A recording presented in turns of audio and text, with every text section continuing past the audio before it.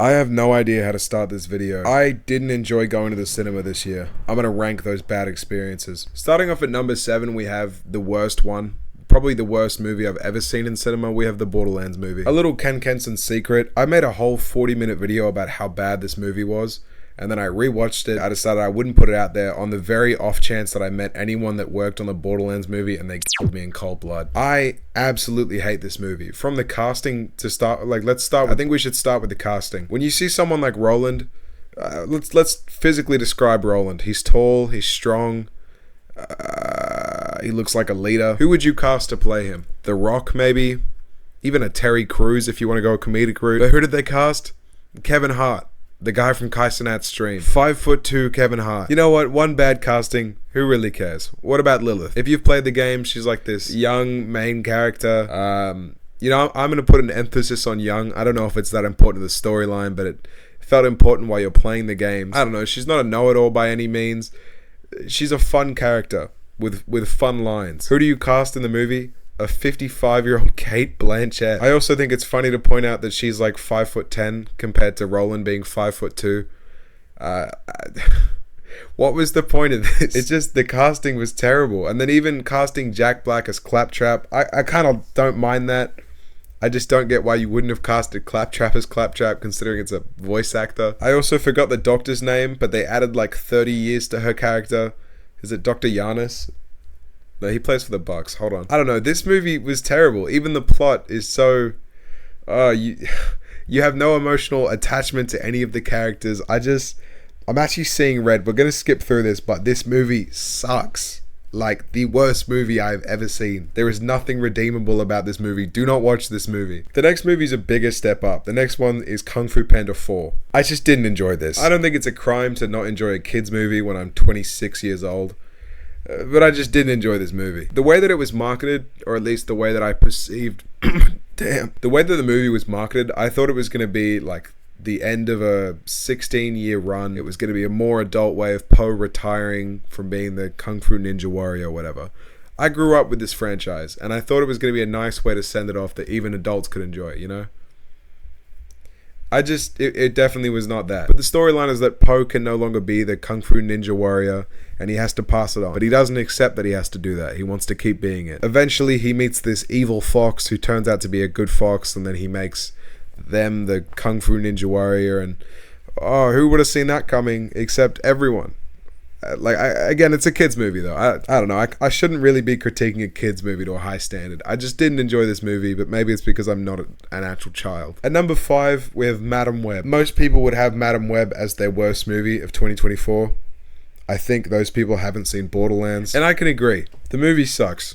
Almost down to every single part of it, the movie does suck. The only redeeming quality is Sydney Sweeney. In the original script, I wrote a whole paragraph here about the moral side of casting a 27-year-old Sydney Sweeney to be playing a high schooler girl, and I do think it's wrong, but I just can't be bothered to give you that dialogue. It kind of just boils down to maybe stop casting her as a high schooler. I feel like the closer you get to 30, the sooner you should not be playing children. And there's a lot of her lines here which are just flat out weird. This whole movie was just poor acting performances. She actually had one of the better performances, but it doesn't really matter. It's Madam Web. Also, the storytelling was terrible. The main person, her name's Dakota Johnson. Well, that's the actor's name. Dakota Johnson's ability is that she can see forward in time. But they also use a lot of flashbacks to tell the story. So you just don't know where you are a lot of the time in the movie because the amount of flashbacks, the amount of flash forwards. They do use it as a storytelling tool to try and confuse you so you don't know what's happening.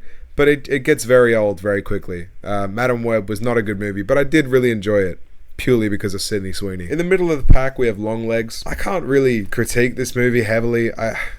It just nothing happens. It's like a slow burner that never actually catches fire. I think the cinematography is really good, to give it credit for that. Also, there's no jump scares, which for a horror movie to not use cheap jump scares, they should be proud of themselves. But it's still not great. It just doesn't feel like anything happens. If you want to watch Longlegs, I would just say watch the trailer, then watch it again, maybe one more time, and that's the whole experience. It's just kind of the same, oh no, that's scary, and it cuts away.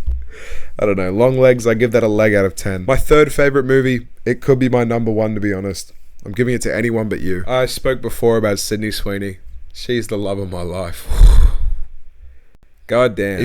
When you get an adult to play an adult, something about it just kind of suits. In this movie, rather than playing a weird, shy 15-year-old, she plays, I don't know, a 20-something-year-old, as she should be, where she picks what uni she wants to go to.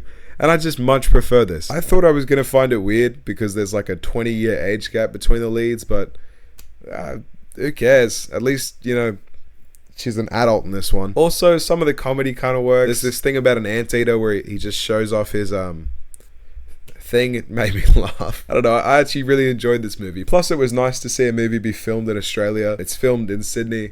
There's one, oh god, I wish it was filmed in Sydney. There's one shot where she runs away from Bondi and just ends up at the Opera House, which is like a 2-hour walk, but it happens in about 20 seconds. I really enjoyed this movie. It's probably the best fun bad movie I've seen all year. At number 2, we have Inside Out 2. Now this one, I'm not as proud to put it at number 2. It was a good movie. I think it's what Kung Fu Panda 4 should have been. Both of them were set many years after the original. They both had main characters who had aged many years after the original. And I guess they both end their storylines in appropriate ways, but Inside Out just had more content within the movie, you know? I genuinely enjoyed the movie. It didn't feel like a slog to get to the end, which Kung Fu Panda definitely did. Yeah, I'm not going to give you a deep breakdown of Inside Out 2. Basically, child has emotions. Moving on. My favourite movie I've seen in cinema all year is Smile 2. If you've ever seen me smile, you know I like smiling. I think Smile 2 is the perfect sequel. Not only did it stay true to Smile 1, it also had a whole new way of looking at it. I can't really explain it any differently. It's the same thing from Smile 1, but they explored a different version of it, and I just really enjoyed it. If you haven't seen Smile 1 or Smile 2, I might do a little bit of spoilers here, so maybe click off or just, you know, skip to whatever timestamps on screen. Smile 1 is like a nurse who thinks she's going crazy. She ends up game ending herself because that's what the curse does to you. And in this one, it's like a pop star who's just gotten off serious addictions, and again, she thinks she's going crazy, or everyone else thinks she's going crazy, and eventually she game ends herself. But seriously, just amazing movies. I cannot recommend them anymore. I watched it with a great group of friends afterwards as well when the movie was over, just to add to our experience. It's like midnight at this point. We tried to start the car and the battery had died. So we waited like an hour just after watching this horror movie, kind of waiting for someone to smile at us from like a tall rise building. Just an amazing movie all around. All in all, it's been a bad year for movies, I think. I enjoyed some of them. I enjoyed 2 of them specifically. Sydney Sweeney, if you're seeing this, I'm sorry for my comments on you. I find you rather beautiful. Yeah, it's a bit of a short video today. I'm working on a big project and I just want to put something out there because I don't want to disappear for a month like I did last time. Yeah, anyway. Enjoy, stick around, and maybe next year we'll have better movies for us.